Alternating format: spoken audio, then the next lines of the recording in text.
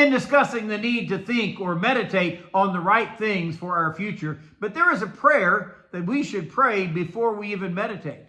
Good morning. This is Pastor Ernie Lewis of the Blue Point Church in Sisney, Illinois, with your thoughts from God's Word for Friday. You know, there are hundreds of random thoughts that shoot through our brain on a daily basis. And don't get me started with those crazy thoughts that come up during our dreams. We also may get caught up saying things before they were well thought out. And those words can get us into deep trouble with others as well as with God.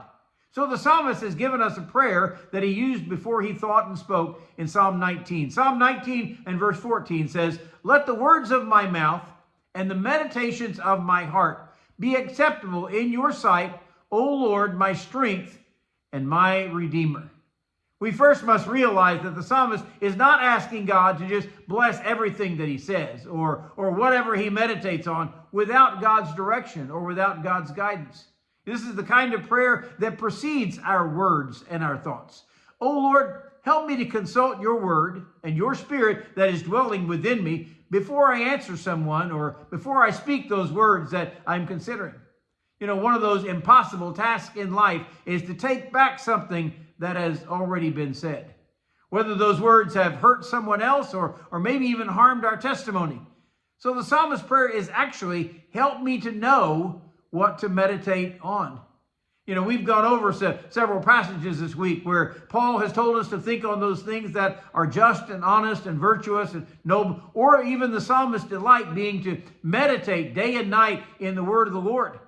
Well, if God were given control of our thought life, then the meditation of our heart would certainly be acceptable to him and best for our lives. If God is given control of our thoughts, then our words would certainly be pleasing and acceptable to him and to others around us also. I really like the way the psalmist addressed God by saying, "Oh Lord."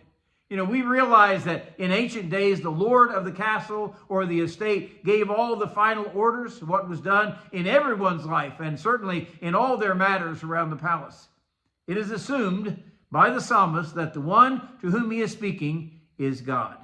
And if we were to realize and recognize God as Lord of all things in our life, we would have no trouble submitting to his way of thinking or even the words that we speak.